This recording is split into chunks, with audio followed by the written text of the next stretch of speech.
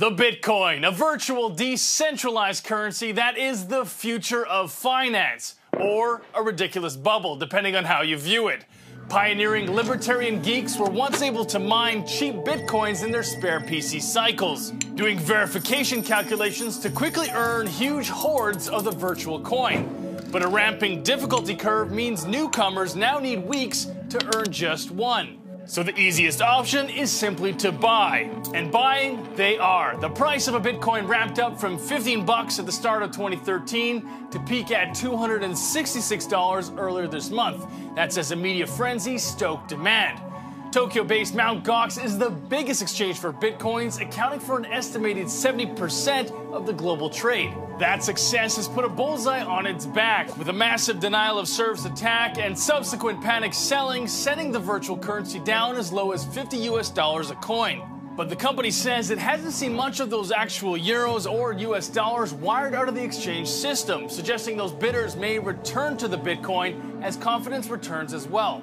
I met up with CEO Mark Karpeles in Tokyo, and I asked whether the Bitcoin's recent roller coaster ride would affect the currency's long-term viability.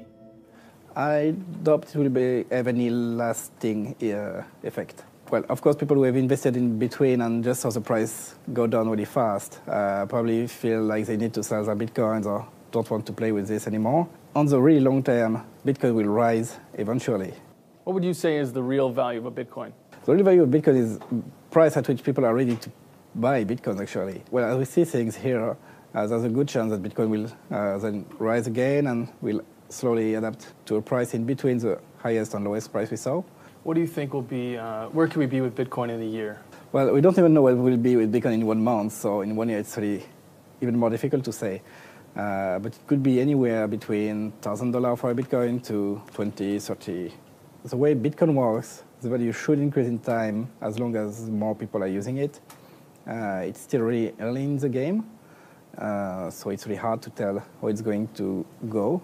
If people want to stay safe, don't buy Bitcoin right now and buy later. People who buy now have more chance, of course, to make more profit or losses. For an equal risk comes an equal profit. And what needs to happen next for Bitcoin to really take off? The most important part for Bitcoin to grow is for merchants to accept Bitcoins. Well, the more major merchants accept Bitcoin, the more interest people have to buy Bitcoins to actually use those Bitcoins in merchants. So it's moving people away from speculating into actually using the coins. Well, speculation still depends on Bitcoin being useful for something. How much real money are we talking when you see money going in and going out? Depending on the days, we get anything between $5 and $20 million incoming in our system. In terms of outgoing transfers, currently we see $300,000 to $1 million going out a day. So since there's a lot of money flowing in and not much flowing out, I guess there's room for Bitcoin price to raise more. Will you introduce the ability to short the Bitcoin?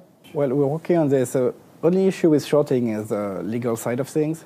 To be able to offer this kind of advanced features, we need to get the proper licensing, which usually requires to tell what we are shorting, but Bitcoin having no legal definitions, it really makes things challenging.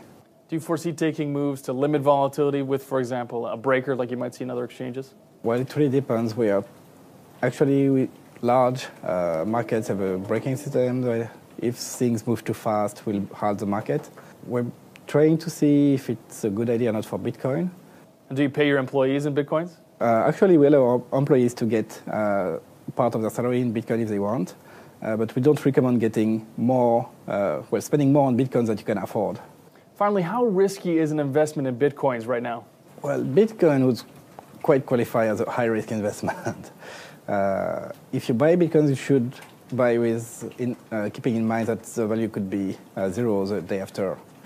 For now, even if it shouldn't happen, there's still a chance it could happen.